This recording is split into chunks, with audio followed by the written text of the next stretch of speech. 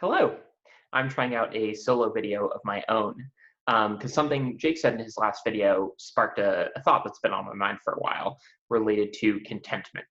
So I want to first read out loud this short passage from a book by John Bogle, the founder of Vanguard and arguably the popularizer of index funds, like an incredible investor. So he wrote a book called Enough. And the beginning of the introduction goes like this. At a party given by a billionaire on Shelter Island, Kurt Vonnegut informs his pal Joseph Heller that their host, a hedge fund manager, had made more money in a single day than Heller had earned from his wildly popular novel Catch-22 over its whole history. Heller responds, "Yes, but I have something he will never have. Enough." In other words, he knows how to be content. I think contentment, we tend to think of it as some kind of quality or even a feeling, but really it's a skill, and it's a really important skill in investing, right? There's the classic saying that goes something like, you're going to be unhappy either way when you make an investment, because if it goes up and does well, you're going to regret not having bought more. If it does badly, you regret taking a loss. And so, yes, it's important to be ambitious as a collector or an investor if you want to do well, but that ambition has to be tempered by the skill of contentment.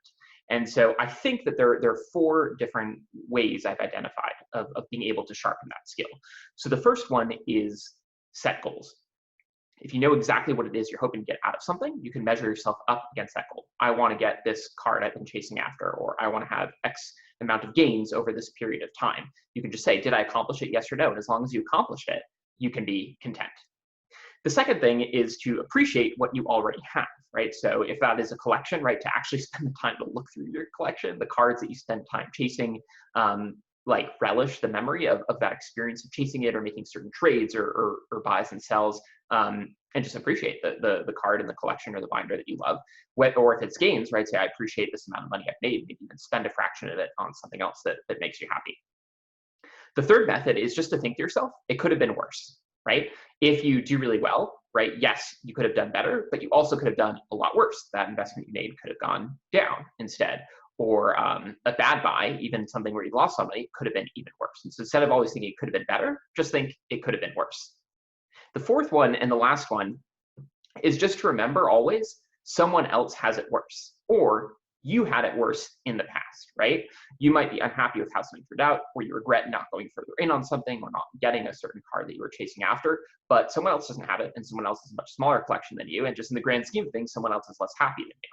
Similarly, in the past, you didn't have that thing you have now, or you made less money than you had right now.